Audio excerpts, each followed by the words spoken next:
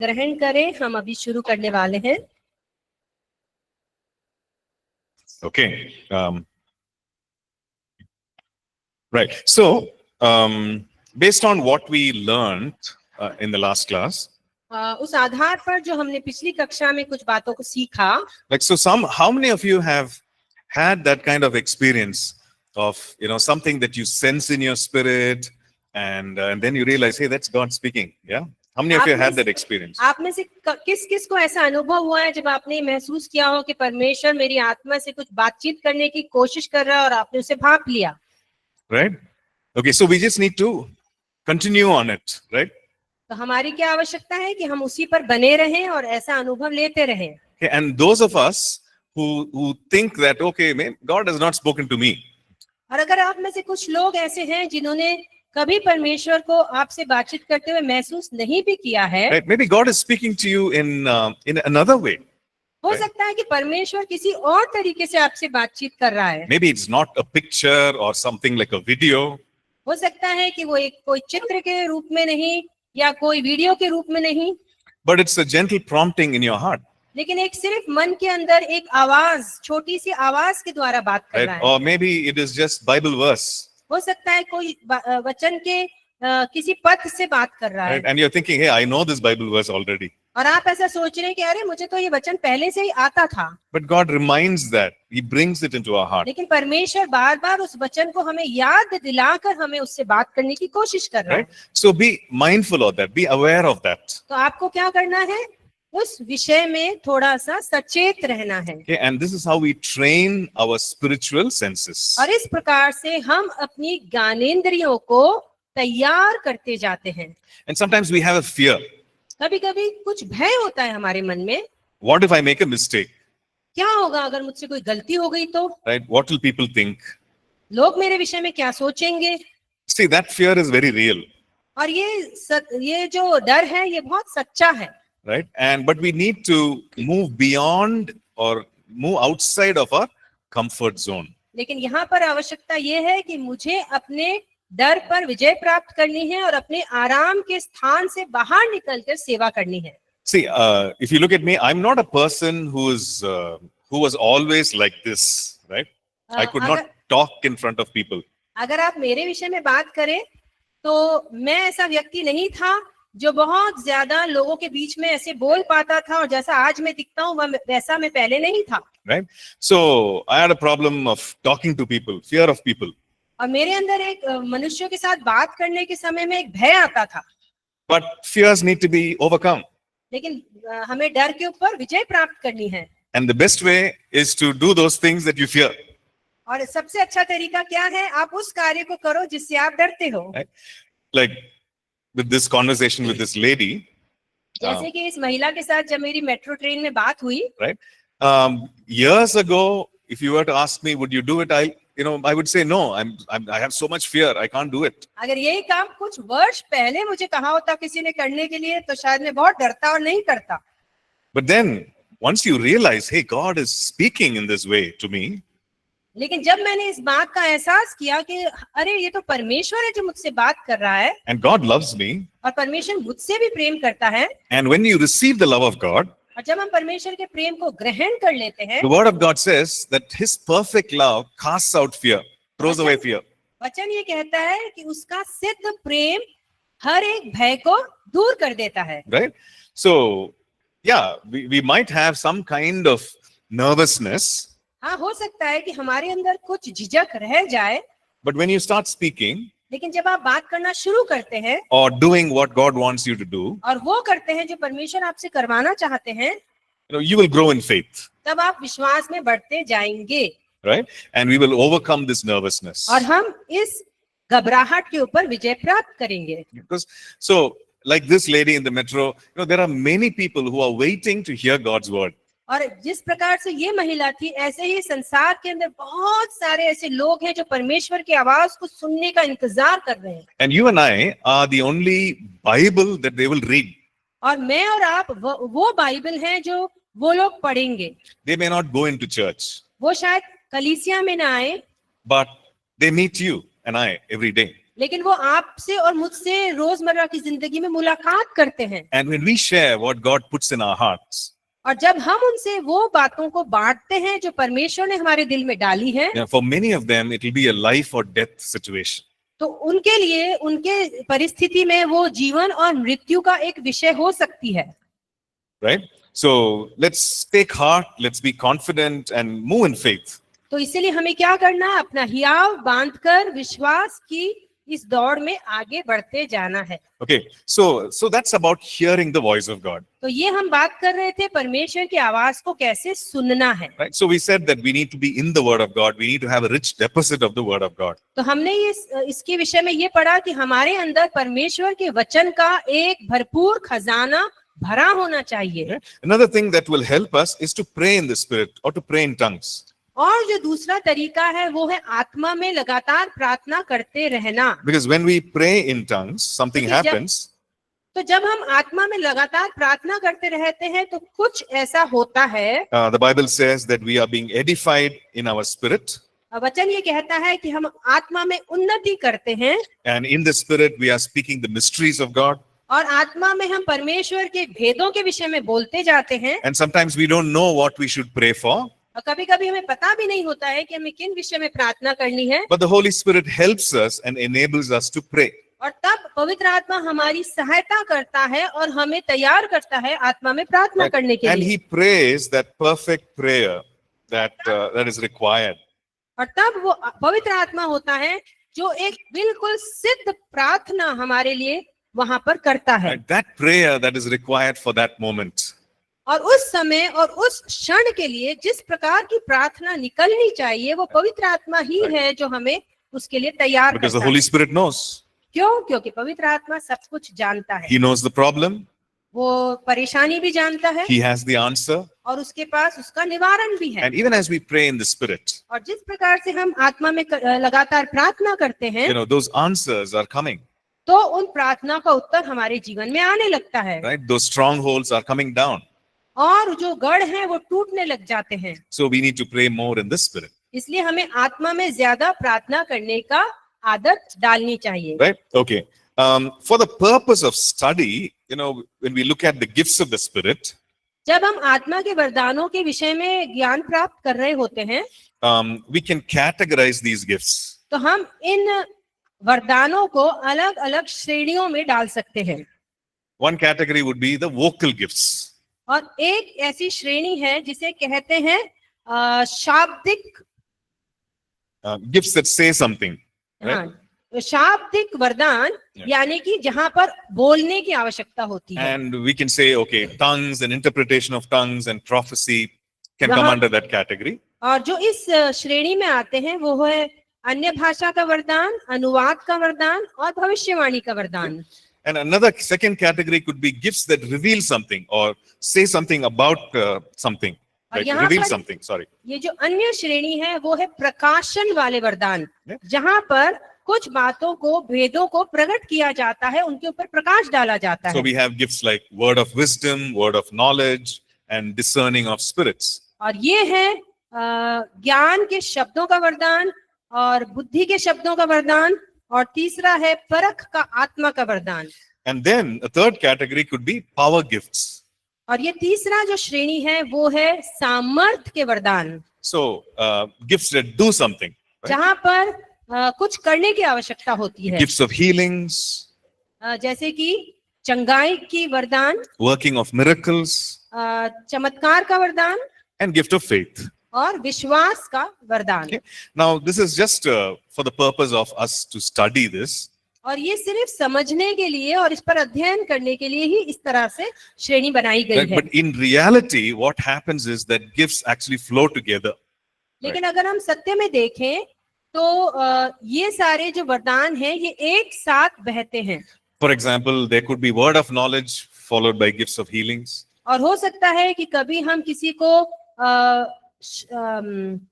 Word of knowledge.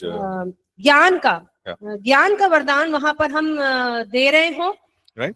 And also there could be tongues and interpretation of tongues and prophecy flowing together. और वहीं पे साथ साथ में अन्य भाषा का वरदान, अनुवाद का वरदान भी वहां काम कर रहा है। Okay. So it can So we don't have to say, okay, this is only in this manner these gifts will function.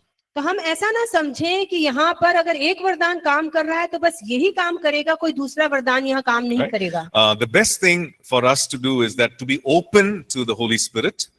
जो सबसे अच्छा काम हम कर सकते हैं वो ये है कि अपने आत्मा को पवित्र आत्मा के कार्य के लिए हमेशा खुला रखें, And also to cooperate with the Holy Spirit. और उसका सहयोग करें ताकि पवित्र आत्मा हमारे सहयोग से अपना कार्य पूरा कर सके।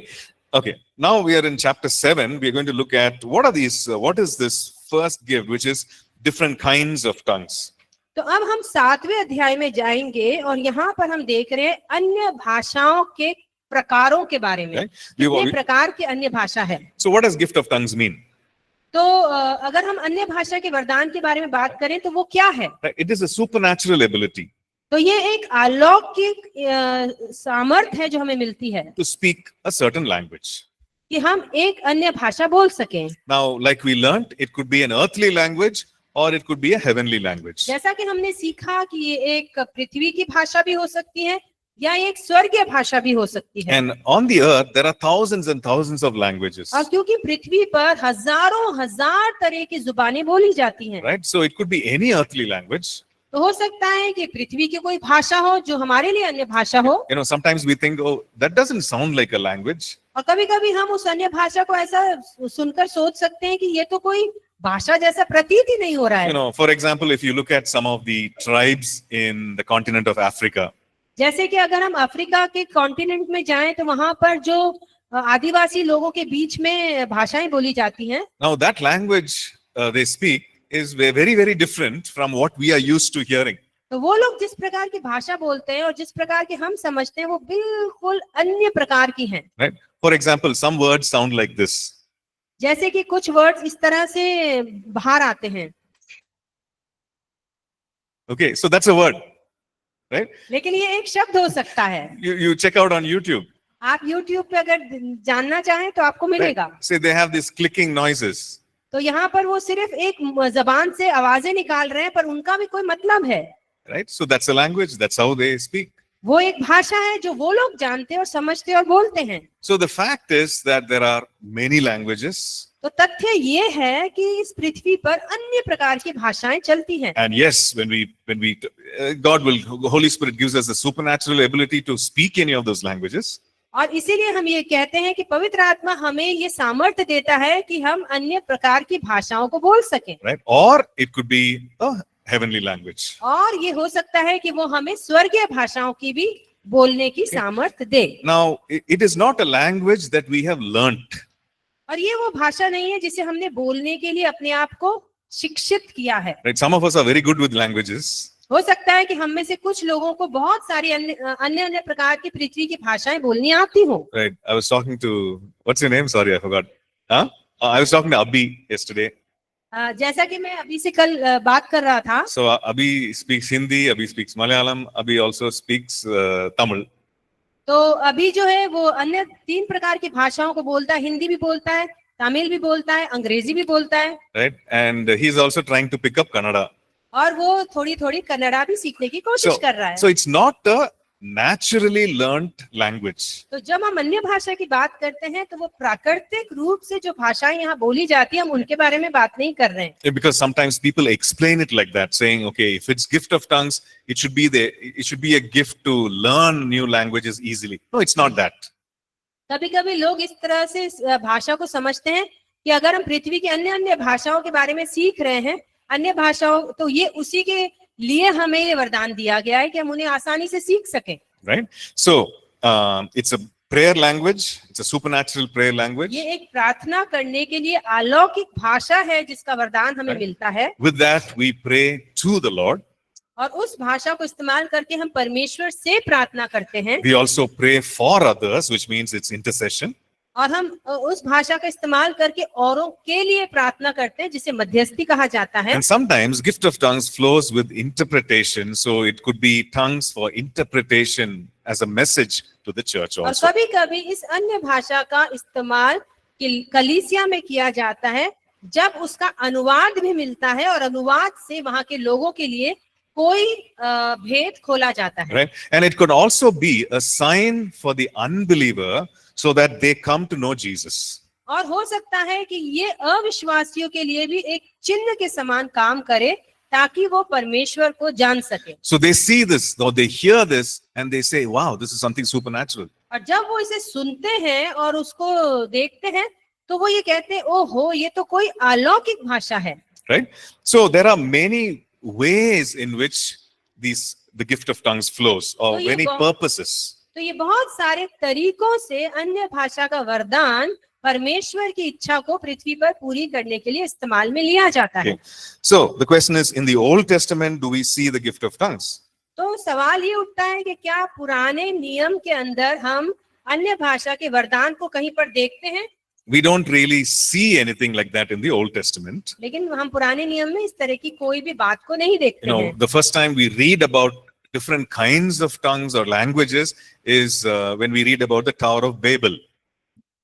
The Tower of Babel. हाँ, बाबिल के जो गुम्बद बनाया गया था उस समय में हम देखते हैं कि उनकी भाषा में गड़बड़ी डाली गई, तो वहीं पे एक अन्य भाषा के बारे में हम पढ़ते हैं। Right. But tongues seems to be prophesied about in the Old Testament.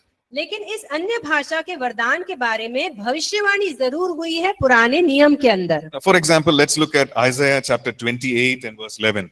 तो जैसे कि उदाहरण के लिए हम देखेंगे यशाया 28 उसका 11 और 12वीं आयत को। Isaiah 28 and verse 11 says this, for with stammering lips and another tongue he will speak to this people. तो यदि हम यशाया उसका 28 अध्याय और 11 और 12 आयत में देखें तो वहाँ इस प्रकार से लिखा है, वह तो इन लोगों से परदेशी होठों और विदेशी भाषा वालों के द्वारा बातें करेगा। Okay, verse 12 says, to whom he said, this is the rest with which you may cause the weary to rest, and this is my refreshing. और 12वें पद में लिखा है, जिनसे उसने कहा विश्राम इसी से मिलेगा, इसी के द्वारा थके हुओं को विश्राम दो, परंतु उन्होंने सुनना ना चाहा। So we see this verse in Isaiah 28. तो ये वचन हमें कहाँ मिलता है? यशाया के 28वें अध्याय में। But Paul, the apostle Paul, when he's teaching the Corinthian church about all these different kinds of gifts, और जब प्रेरित पौलुस कुरिन्थ की कलीसिया को अन्य भाषा और अन्य वरदानों के आत्मिक वरदानों के बारे में बात करता है, right? And specifically when he's talking about the gift of tongues, और खास तौर पर जब वो अन्य भाषा के वरदान के बारे में बात करता है, he's referring to this verse, तो वो एक पद में ये कहता है, right? In 1 Corinthians 14, पहला कुरिन्थियों 14 के 21 में, verse 21, 21वें पद में कहता है, it says, with men of other tongues and other lips I will speak to this people, and yet for all that they will not hear me. Like verse 21. वो कहता है, मैं अपरिचित भाषा बोलने वालों के द्वारा और पराय मुख के द्वारा इन लोगों से बातें करूंगा, तो भी वे मेरी ना सुनेंगे। It's very interesting, right? We see that Isaiah, prophesied this thousands of years ago. तो एक बहुत ही अद्भुत बात है कि यशाया ने हजारों साल पहले इस विषय में बात की। And we see the actual outworking of it in the New Testament church. और अब हम देख रहे हैं कि किस प्रकार से वो कार्य नए नियम के समय में, इस समय में वो पूरा हो रहा है। So we see that in the Old Testament we don't see actual gift of tongues in operation, but we see that it has been prophesied. तो अगर हम देखें तो पुराने नियम के अंदर अन्य भाषा का वरदान काम में नहीं लिया गया या किसी को उसको काम में लेता नहीं देखा, लेकिन उसके विषय में जो भविष्यवाणी हुई वो नए नियम में हमने पूरी होते हुए देखी है। So what are we doing? We are studying about the gift of tongues. तो हम यहाँ क्या कर रहे हैं? हम अन्य भाषा के वरदान के बारे में जानकारी प्राप्त कर रहे हैं। So when we come to the New Testament, तो अगर हम नए ऐदनामे में जाएं, the Lord Jesus talks about this. तो प्रभु यीशु मसीह इस विषय में बात करते हैं। In the Great Commission. और वो कब बात करते हैं? जब वो अपनी चेलों को नियुक्त कर रहे हैं। Right, in the Gospel according to Mark. और अगर मरकुस के सुसमाचार में देखें, Right? In the last chapter, verses 17 and 18, last couple of verses. 16वें अध्याय की 17 और 18 वचन में हम इसके विषय में पढ़ते हैं। And the Lord says, these signs will follow those who believe. तो वहाँ लिखा है, ये चिन्ह उनके पीछे आएंगे जो विश्वास करेंगे। What are those signs? और वो चिन्ह क्या थे? He says, in my name they will cast out demons. और उन्होंने कहा मेरे नाम से वो दुष्ट आत्माओं को निकालेंगे। Okay, he's talking about believers. वो विश्वासियों के बारे में बात कर रहा है। So those who believe, all believers can cast out demons. तो जो भी विश्वास करते हैं उन सारे विश्वासियों को यह सामर्थ्य दी गई है कि वो अन्य दुष्ट आत्माओं को निकालें। Then the second thing he mentions is that they will speak with new tongues. और जो दूसरी बात वो यहाँ पर लिख रहा है वो है वो नई नई भाषा बोलेंगे। Right? And all the things that he mentions there are works of the Holy Spirit or supernaturally empowered works by the Holy Spirit. और वो जिन जिन कार्यों के विषय में यहाँ लिख रहा है वो क्या है, पवित्र आत्मा की सामर्थ्य से हर एक विश्वासी इन कार्यों को कर पाएंगे। Right? So these are miraculous works, तो ये सब कैसे काम है? अद्भुत अलौकिक कार्य हैं which is empowered by the Holy Spirit. जो सिर्फ पवित्र आत्मा की सामर्थ्य से ही हम कर सकते हैं। Right? So he says they will speak with new tongues. और यहाँ लिखा है कि नई नई भाषाएं बोलेंगे। Okay? And in the early church, when we look at the book of Acts, और अगर हम प्रथम कलीसिया की बात करें जो कि हमें प्रेरितों के काम में देखने को मिलता है, we see that the gift of tongues was freely in operation. और हम देखते हैं वहाँ अन्य भाषा का वरदान लगातार काम कर रहा था, लोगों में बह रहा था। Right? We remember we studied about that 5 times. Whenever the baptism of the Holy Spirit, we see a direct reference or an indirect reference to the gift of tongues. हमने 5 अलग अलग परिस्थितियों में वहां पर देखा प्रेरितों के काम में कि किस प्रकार से अन्य भाषा का वरदान प्रकट और अप्रकट रूप से लगातार वहां कार्य कर रहा था। Right? And throughout the epistles also, we see references to gift of tongues. और अन्य पौलुस की पत्रियों में भी इस विषय के अंदर कितनी बार हम पढ़ते हैं। So we see that in the New Testament, in the epistles. So we know that gift of tongues is for the New Testament church. तो हम ये देखते हैं कि नए नियम के अंदर हमें बार बार जब इसका संदर्भ मिलता है तो इसका मतलब जो अन्य भाषा का वरदान था वो विश्वासी नई कलीसिया के लिए था। Right? It is for all believers. सारे विश्वासियों के लिए था। So if you are a believer, the gift of tongues is for you. अगर आप एक विश्वासी हैं तो अन्य भाषा का वरदान आपके लिए भी है। Okay? Do we believe it or not? क्या आप ये विश्वास करते हैं? Right? Yeah. See, all believers can speak with tongues, सारे विश्वासी अन्य भाषा में बात कर सकते हैं, but not all believers speak with tongues. लेकिन सभी विश्वासी अन्य भाषा में बात नहीं करते हैं। All believers can pray in tongues. वो कर सकते हैं, Right? It is possible, वो उनके लिए संभव है। but not all believers pray in tongues in actual life. पर अगर हम रोजमर्रा के जीवन में देखें तो सारे विश्वासी अन्य भाषा में बात Right? नहीं करते हैं। Sometimes people start praying in tongues कभी कभी वो अन्य भाषा में प्रार्थना करना शुरू तो करते हैं and then suddenly they stop. और फिर वो बीच में रुक जाते हैं। Right? I know a friend of mine, मैं अपने एक दोस्त को जानता हूँ and we were all in the youth group together, और हम सब यूथ ग्रुप में साथ में थे and she was, early on, she started praying in tongues. और वो बहुत जल्दी ही अन्य भाषा में प्रार्थना करना शुरू कर दिया। And those days, we didn't have any teaching about tongues, and we never attempted to even walk in faith, उन regarding दिनों में that. हमें अन्य भाषा के विषय में कोई खास शिक्षा नहीं दी गई थी, न हम इस विषय में ज्यादा जानकारी रखते थे। So I never prayed in tongues that time, तो मैं कभी भी उन दिनों में अन्य भाषा में प्रार्थना नहीं करता but था, she used to pray in tongues. पर वो अन्य भाषा में लगातार प्रार्थना And करती थी। after many years, when I was baptized in the Spirit and I started praying in tongues, और बहुत वर्षों के बाद जब मैंने पवित्र आत्मा का बपतिस्मा पाया और मैं अन्य भाषा में प्रार्थना करने लगा, I remember talking to her. तो मैं उससे मुझे याद आया और मैंने उससे बात किया। Right? And so I asked her, I also received gift of tongues. तो मैंने उसको बताया कि मुझे भी अन्य भाषा का वरदान मिल गया है, But she said, I stopped praying in tongues. पर उसने मुझे बताया कि मैंने अन्य भाषा में प्रार्थना करना Then, बंद कर दिया। then I asked why. मैंने उससे पूछा क्यों? Then she said, what if it's caused by an evil spirit? उसने बोला हो सकता है कि वो किसी दुष्ट आत्मा की वजह से मैं प्रार्थना कर रही हूँ। Right? So she had a doubt. तो उसके मन में एक शंका आ गई थी, And because of the doubt, she had fear. और क्योंकि शंका आई तो उसके मन में भय आ गया And she stopped. और वो शांत हो गई और उसने बंद कर दिया। Right? And many believers do not pray in tongues because of a wrong belief or wrong understanding. और बहुत सारे विश्वासी अन्य भाषा में इसलिए प्रार्थना नहीं करते कि उनके मन में या तो भय है या उन्हें गलत शिक्षा मिली है। Right? And the wrong understanding could be because of 1 Corinthians 13. और हो सकता है कि वो जो उनके मन में भय है या गलत शिक्षा है वो 1 कुरिन्थियों 13वें अध्याय के कारण हो। When that which is perfect has come, जैसा कि वहाँ लिखा है, जब सर्व सिद्ध आएगा, then what is in part will be done away with. That verse. और वहाँ जो अभी हम कर रहे हैं वो सब कुछ समाप्त हो जाएगा। So tongues have already stopped, and वो ये prophecy is मानते already हैं, stopped. वो ये मानते हैं कि जो अन्य भाषा का वरदान है वो समाप्त हो गया है, भविष्यवाणी का वरदान है वो समाप्त हो गया है। And so they say, we can't continue. What is continuing, what is happening is not of the Holy Spirit. तो इसीलिए वो ये बात को आगे नहीं बढ़ा पा रहे हैं, पवित्र आत्मा के कार्य में आगे नहीं बढ़ पा रहे हैं, क्योंकि उनके मन में ऐसी विचारधारा आ गई है। Right? So we see that they are wonderful believers. They are sincere people. और वो लोग एक बहुत ही अच्छे विश्वासी हैं और बहुत ही समर्पित विश्वासी हो सकते They हैं। love the Lord. वो परमेश्वर से प्रेम भी करते They हैं love the word of God. और वो परमेश्वर के वचन से प्रेम भी करते हैं, But due to a wrong understanding, they are not continuing. लेकिन क्योंकि उनकी समझ गलत हो गई है और उन्होंने गलत बातों को समझ लिया है, इसलिए वो इसके अंदर आगे नहीं बढ़ पा रहे हैं। Yeah. He wants to A question, okay, fine.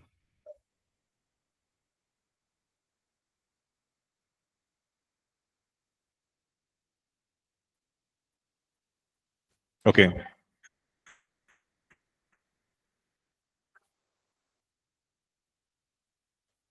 Holy Spirit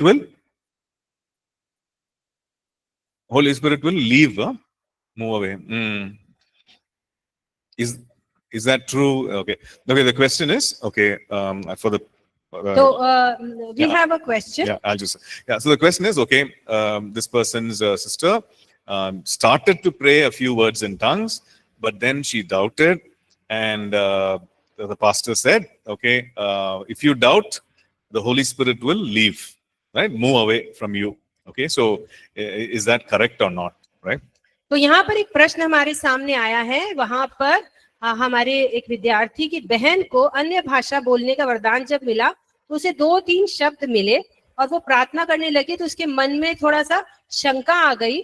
तो उसने जाकर अपने पासबान से पूछा कि इस तरह की बात हुई, तो पासबान ने उनसे कहा कि क्योंकि तुमने शंका की है इसलिए पवित्र आत्मा तुमसे दूर हो गया है, तो क्या ये सच है? Right? See, the truth is that the Holy Spirit has come to abide with us forever.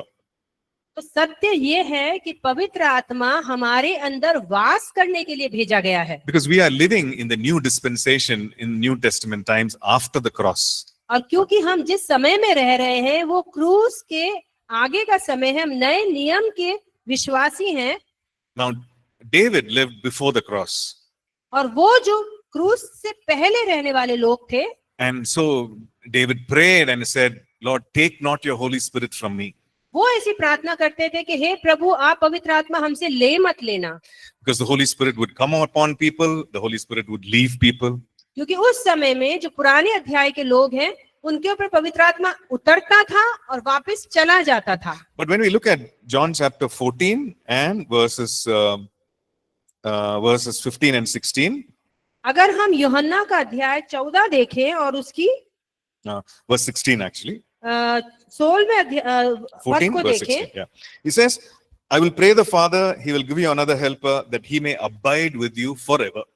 तो वहां पर इस प्रकार से लिखा हुआ है कि मैं तुम्हारे लिए पवित्र आत्मा को भेजूंगा और वो सदा सर्वदा तुम में वास करेगा। Right? So how long a time is forever?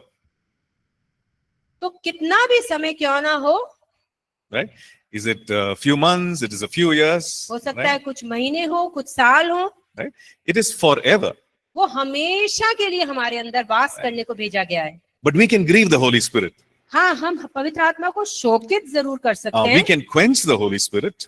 हम उसको से शोकित ही कर सकते हैं, We can resist the Holy Spirit. हम उसके कार्य को रोक सकते हैं, But he will abide with us forever. लेकिन फिर भी वो हमारे अंदर हमेशा वास करेगा। Yeah. So that's the.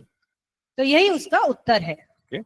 So sometimes we, because of sin, because of unbelief, we might not really experience, the presence of the Holy Spirit because we have grieved.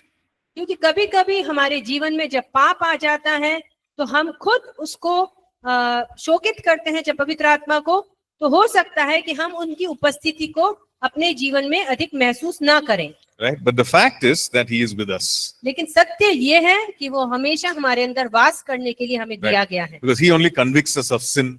क्योंकि वही हमें पाप के विषय में निरुत्तर करता है। right? So, yeah, so that's the answer. तो यही उस बात का उत्तर है।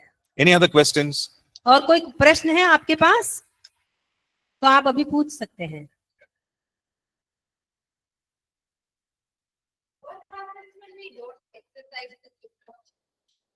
So what happens? Okay, suppose you receive the gift of tongues, you begin to speak in tongues, but you don't do it regularly or you stop doing it, right? Okay. तो प्रश्न यहाँ पर इस प्रकार से आया है कि यदि हमें आत्मा का अन्य भाषा का वरदान मिला है लेकिन हम उसका अभ्यास नहीं कर रहे हैं तो क्या होगा? Right. So, which means that it's lying there dormant. It's not used. तो इसका मतलब है कि वो हमारे अंदर तो है लेकिन वो शांत हमारे अंदर सो रहा है। If you look at 2 Timothy chapter 1 and verse 6, अगर हम दूसरा तिमोथियस पहला अध्याय और उसकी 6ठी आयत को देखें, Paul is reminding Timothy. We don't know what gift he's talking about, but he's reminding Timothy. यहाँ पर पौलुस प्रेरित तिमोथियस को एक बात याद दिला रहा है। Right? He's saying, therefore, I remind you to stir up the gift of God which is in you through the laying on of my hands. वहाँ इस प्रकार से लिखा है, पौलुस तिमोथी से कह रहा है, इसी कारण मैं तुझे सुधि दिलाता हूँ कि तू परमेश्वर के उस वरदान को जो मेरे हाथ रखने के द्वारा तुझे मिला है प्रज्वलित कर दे। Right? So he's reminding, he's saying, you don't neglect it, but you stir it up, use it. तो वो यहाँ ये कह रहा है कि तू उसको प्रज्वलित कर, उसे अपने अंदर पड़ा न रहने दे। Right? So this is also a classic case where Timothy was not using the gift. तो यहाँ पर हम एक उदाहरण देखते हैं कि शायद तिमोथी उस वरदान को इस्तेमाल नहीं कर रहा था, But it was there. पर उसके अंदर था वो वरदान। And Paul noticed that Timothy was not using the gift. और पौलुस ने इस बात पर ध्यान दिया कि तिमोथी उस वरदान को अभ्यास नहीं कर रहा है, इस्तेमाल नहीं कर रहा है। And probably it was because of fear. और शायद वो उसका कारण था कि वो घबराहट में था, भय में था। Right? Because in verse 7 he says, hey, God has not given us a spirit of fear. और क्योंकि पौलुस समझ गया कि ये शायद भय के कारण है, इसलिए 7वें पद में ही वो कहता है कि परमेश्वर ने हमें भय का आत्मा नहीं दिया है। Yeah. He's saying he's given us a spirit of power and love and a sound mind. वो कहता है कि परमेश्वर ने हमें प्रेम, सामर्थ्य और संयम का आत्मा दिया है। Okay, so the gift will be there. Sometimes we neglect the gift. इसका मतलब क्या है कि वरदान हमारे अंदर है लेकिन हम क्या कर रहे हैं, उसको निग्लेक्ट कर रहे हैं या नकार रहे हैं। Right? It's lying dormant. Right? और इसलिए वो शांत हमारे अंदर सो रहा है। Okay, there's another question online. We learned that it's because of grace we receive the gifts, and we also see the gifts of irrevocable. A person prays in tongues, knows the scriptures in and out, but speaks all kinds of slang words and deceives people. How should we look at this person? How should we look at this person? How should we get along with the person knowing he's incorrect? How can we stop other people by being deceived by this person? Wow. Okay. Was this the question that you wanted to ask yesterday, Dr. Mary? Yes, sir. This is the This question. is the question. Okay, fine. Okay, so yeah, you can. तो यहाँ पर हमें एक प्रश्न मिला है, वहां पे लिखा है कि हमने ऐसा सीखा है कि हमें जो वरदान मिले हैं परमेश्वर के अनुग्रह से मिले हैं और ये कैसे हैं, अटल बेबदल हैं, यानी कि इनको परमेश्वर वापस नहीं लेता है। तो यहाँ पर हम एक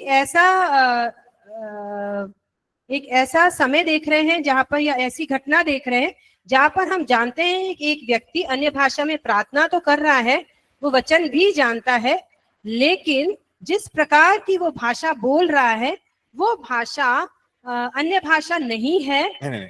He prays in tongues, but also yeah. वो अन्य भाषा में प्रार्थना तो कर रहा है लेकिन जो वो शब्द निकाल रहा है those are not wholesome words. हाँ, वो सही शब्द नहीं है, वो गलत शब्द निकाल रहा है और लोगों को भरमा रहा है।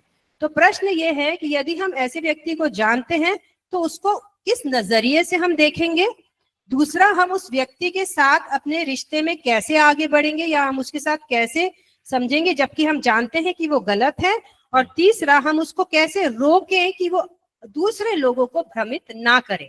Okay, so first of all, this person is a believer, and but he's a carnal believer, right? यहाँ पर हम देख रहे हैं कि ये व्यक्ति विश्वासी तो है लेकिन एक किस तरह का विश्वासी है, शरीर में चलने वाला एक विश्वासी Right? है। His mind is not on the things of God, और उसका मन परमेश्वर की बातों में नहीं लगा हुआ है, or maybe in some areas of his life he's not pleasing God. और कुछ उसके जीवन के क्षेत्र हैं ऐसे जहां पर वो परमेश्वर को प्रसन्न करने वाला जीवन नहीं जी रहा है। And obviously, one area of his life is his conversation, the words that he uses. और उसके जीवन का एक क्षेत्र ऐसा है जहां पर वो जिस तरह के शब्द अपने मुंह से निकाल रहा है वो परमेश्वर के वचन से मेल नहीं खाते हैं। Like not wholesome words. It means, that's. Yes. So, वो yeah. अच्छे शब्द अपने मुंह से नहीं निकाल रहा है, यानी Right. हम अन्य भाषा भी बोल रहे हैं और हम अपने मुंह से गंदे गंदे शब्दों को भी निकाल रहे हैं। Right. So sometimes we wonder, hey, this person is praying in tongues and he's using bad words. और How ये is क्या it कर possible? रहा है, हम ये सोचने पे मजबूर हो जाते हैं कि अरे ये व्यक्ति अन्य भाषा भी बोल रहा है और अपने मुंह से गंदे शब्दों को भी निकाल रहा है। Right? So they had this problem in the church at Ephesus. तो हम ये देखते हैं कि इसी तरह की एक परेशानी कहाँ पर थे, इफिसुस के कलीसिया में भी पाई गई। So if you look at Ephesians chapter 4 and verse 29, तो अगर हम इफिसियों की पत्री उसके 4 और उसके 29 वचन को देखें, right, he says, let no corrupt word proceed out of your mouth. तो यहाँ पर इस प्रकार से लिखा है कि कोई गंदी बात तुम्हारे मुंह से ना निकले। Who's he writing to?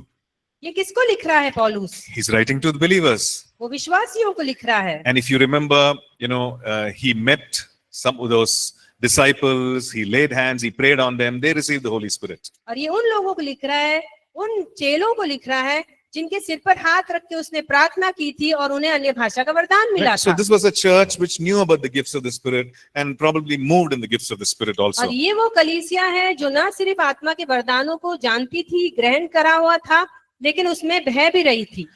So it is possible for a believer to be carnal and speak bad words. और ये हो सकता है कि एक विश्वासी शारीरिक रीति से चल रहा हो और वो इस प्रकार की बातें कर रहा हो। Which question? No. So the thing is, that person should repent, obviously. तो सबसे पहली बात यह है कि उस व्यक्ति को पश्चाताप करना चाहिए He should change. और उसको मन फिराना चाहिए और बदलना चाहिए। Right? That is what God wants. वही परमेश्वर की इच्छा है। But the second question there, लेकिन जो दूसरा प्रश्न है, so the first question is this, okay, this is a believer, but a carnal believer. तो Okay. हमें उसको कैसे देखना है कि विश्वासी तो है पर शारीरिक रीति में विश्वासी है। So the second question is, how can I get along with this person? तो अब ये अगला प्रश्न जो यहाँ आया है वो ये है कि हम उस व्यक्ति के साथ कैसे आगे बढ़े। The best thing is to be truthful, to be honest and say, hey, what you're doing, what you're saying is not pleasing God. तो सही तरीका क्या है कि हम उसके साथ सत्य के रीत पर बात करें और कहें कि जो तुम कर रहे हो वो तुम ठीक नहीं कर रहे हो। Right? The words that you're speaking, they are hurting God. और आप उनको बोल सकते हैं कि जिस तरह के शब्द आप इस्तेमाल कर रहे हो वो बहुत दुख देने वाले शब्द And हैं it's also hurting God's people.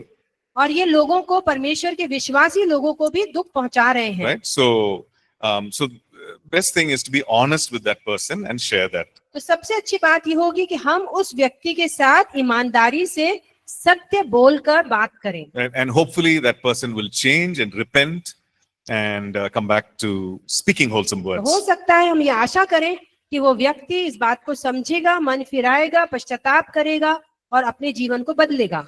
Okay, so the third thing is, how can we stop other people by being deceived? I guess what you mean is being affected by this person, right?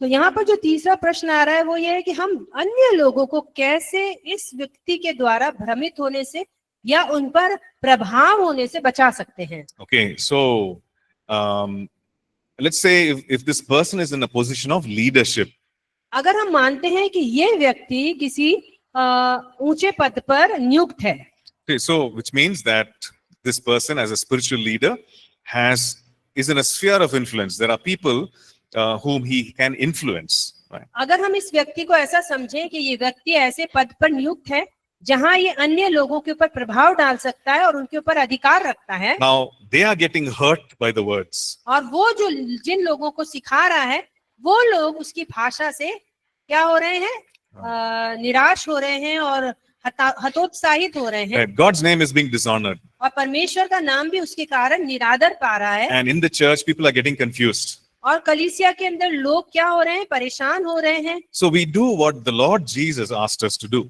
तो हमें क्या करना है जो यीशु मसीह ने हमें करने के लिए कहा है। Okay? He said, if your brother has something against you, go and tell that person. तो वहां पर ये वचन ये कहता है कि यदि तुम्हारे भाई के विरोध में तुम्हारे मन में कुछ है तो जाओ और उससे सीधी बातचीत करो। Right? It says, if your brother has anything against you, अगर तुम्हारे भाई के मन में तुम्हारे विरोध में कुछ है, right? So the thing is, you go and tell them personally. तो आपको क्या करना है? व्यक्तिगत रूप से जाकर उससे बात करनी है। But if that person does not change, लेकिन यदि वो व्यक्ति बदलने को तैयार नहीं है, take two others or few other witnesses who have also witnessed the same thing and take them and tell the leader that problem. तो यदि वो आपकी अकेले की बात को सुनने के लिए तैयार नहीं है, तो आप 2-3 विश्वासियों को और अपने साथ लेकर जाओ और उससे बात करने की कोशिश करो। Give some time for the person to change. और उसको कुछ समय दो कि वो बदले। And even after this, if the person doesn't change, और अगर ये सब कुछ करने के बाद भी उस व्यक्ति में कोई बदलाव आप नहीं देखते हैं, then the people have to be warned. तब आप लोगों को क्या करो? उसके विषय में सजग बनाओ। Because you've given time for the person to change. और आप चेतावनी देकर उस व्यक्ति को थोड़े समय दो कि वो बदले। You also told the person what the problem is. और आपने उस व्यक्ति को बता दिया है कि परेशानी कहाँ पर है। So if the person doesn't change, then we have to warn the people that, this person is living a carnal life. तो ऐसे में आपको क्या करना है कि जो लोग उसके अधिकार क्षेत्र में, उनको चेतावनी देनी है कि आप लोग सजग रहना, और जो व्यक्ति ऐसा काम कर रहा है उसको भी कुछ समय देना चाहिए कि वो बदले और अपने जीवन को मन फिराकर परमेश्वर के सम्मुख में लेकर आए। Right. Another thing that we can do is we can remove ourselves from that influence of that spiritual leader. और एक और कार्य आप कर सकते हैं कि आप अपने आप को उस व्यक्ति के अधिकार से बाहर निकाल सकते हैं। Like, for example, if it is something not very serious, like an immorality or that kind of a sin, then we can actually be there and tell the people. But if not, we can remove ourselves from that fellowship. तो अगर आप देख रहे हैं कि जो उस व्यक्ति की परेशानी है वो बहुत ज्यादा गहरी नहीं है, यानी कि वो एक बहुत ही व्यभिचारी जीवन नहीं के विषय में है, अगर वो परेशानी, तब आप अपने आप को अलग कर सकते हैं। Yeah. Okay. I hope that helps. Yes, sir. Thank you very much, sir. Okay. Okay. Any further questions, or can we move on? Question is, right? No? Yeah, you have a question. Okay.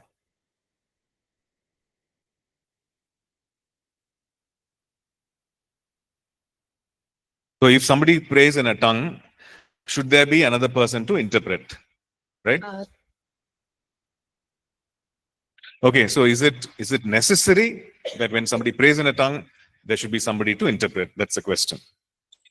तो प्रश्न यहाँ पे ये आता है कि जब भी कोई व्यक्ति अन्य भाषा में प्रार्थना करता है, तो क्या ये आवश्यक है कि उसके सामने एक और व्यक्ति होना चाहिए जो उसका अनुवाद भी कर रहा हो?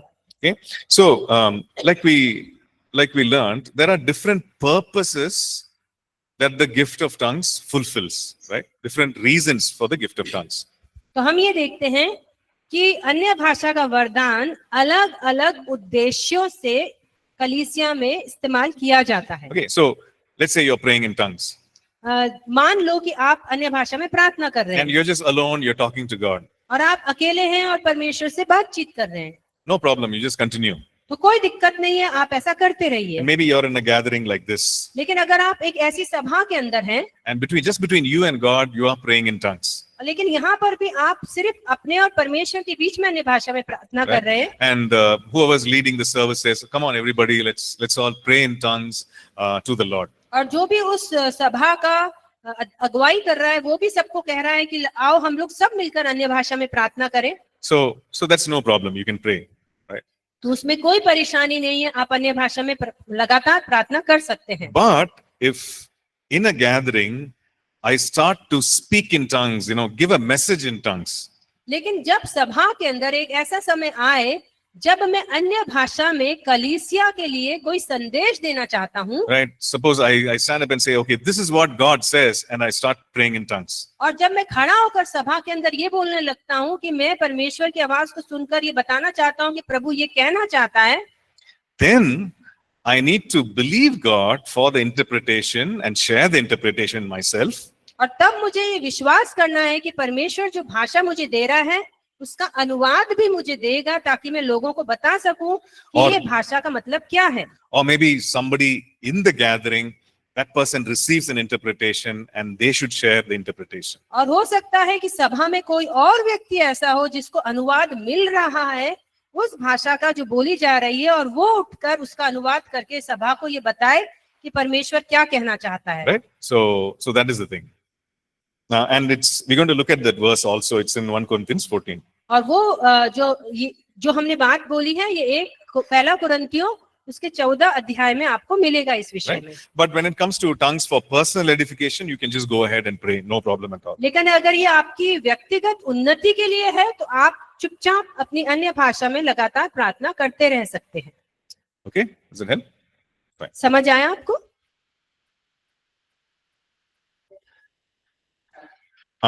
So the question is, how do we know whether the other person is interpreting correctly or whether you yourself are interpreting correctly, right? अब सवाल ये उठता है कि हम ये कैसे परखेंगे या जानेंगे कि जो अनुवाद हो रहा है वो बिल्कुल सही हो रहा है. Right? So which means that we need to rely on the Holy Spirit. तो यहाँ पर हमें इस बात को समझना है कि हमें पवित्र आत्मा पर निर्भर होना है. And the Holy Spirit will confirm that to our spirit. और पवित्र आत्मा हमारी आत्मा में इस बात की पुष्टि करेगा. Like I've been in a meeting where the person will pray in tongues and the next line would be in a known language, interpret it, right? तो मैं एक ऐसी सभा में गया था जहां पर एक व्यक्ति अन्य भाषा में प्रार्थना कर रहा था, एक लाइन वो अन्य भाषा में बोल रहा था और दूसरी लाइन में वो अनुवाद कर रहा था. Right? So this would go on for a long time. और ये काफी समय तक इसी तरह से चलता रहा. And when she was praying over me, this person, और जब वो व्यक्ति मेरे ऊपर प्रार्थना कर रही थी and there was this interpretation coming along, और right? जैसे जैसे उसका अनुवाद भी आ रहा था, And it was a prophetic word that was being interpreted. और तब वो एक भविष्यवाणी का शब्द था जो मेरे लिए बोला जा रहा था और उसका अनुवाद हो रहा था. So certain things that were going on in my life और कुछ बातें जो मेरे जीवन में चल रही थी and what God was changing और क्या परमेश्वर उसमें बदल रहा था and what God wanted to do in my life in future, all that. और परमेश्वर मेरे जीवन में भविष्य में क्या करना चाहता है उस विषय में था. Right? Some of these things God had already spoken to me. और कुछ ऐसी बातें हैं जो परमेश्वर ने पहले ही मुझसे बोल रखी थी. So this was coming as a confirmation. तो मेरे लिए वो क्या हो रहा था, एक पुष्टि का शब्द बन के आ रहा था कि जो Right. परमेश्वर ने मुझसे कहा है वो परमेश्वर वहां पर क्या कर रहा था, उसको पुष्टि दे रहा था. Right? So there was tongues, there was interpretation, and I knew that this was right. Right? So वहां पर अन्य भाषा थी, उसका अनुवाद था और मैं समझ पा रहा था कि बिल्कुल सही हो रहा है. right? And so the Holy Spirit will confirm to our hearts. तो ये पवित्र आत्मा ही है जो हमारे अंदर जो हम सीख रहे हैं या सुन रहे हैं उसकी पुष्टि करेगा. If it is interpreted incorrectly also, the Holy Spirit will speak to us. अगर वहां पर गलत अनुवाद हो रहा है तब भी पवित्र आत्मा ही हमें इस विषय में बताएगा. So that is why we need to rely on the Holy Spirit when we move in the gifts. तो Right? इसीलिए हमें हमेशा पवित्र आत्मा पर निर्भर रहना है जब जब हम इन वरदानों के विषय में बात करते हैं. Okay. What we'll do is we'll look at some more things about the gift of tongues, and maybe you'll have more questions then. तो आइए हम अन्य भाषा के विषय में और बातों को सीखते हैं, शायद उसके बाद आपके पास कुछ प्रश्न होंगे. Okay. We'll take a break and then we'll come back. हम एक छोटा सा ब्रेक लेंगे और वापस आकर वापस से इसमें आगे बढ़ेंगे. यस. Yes.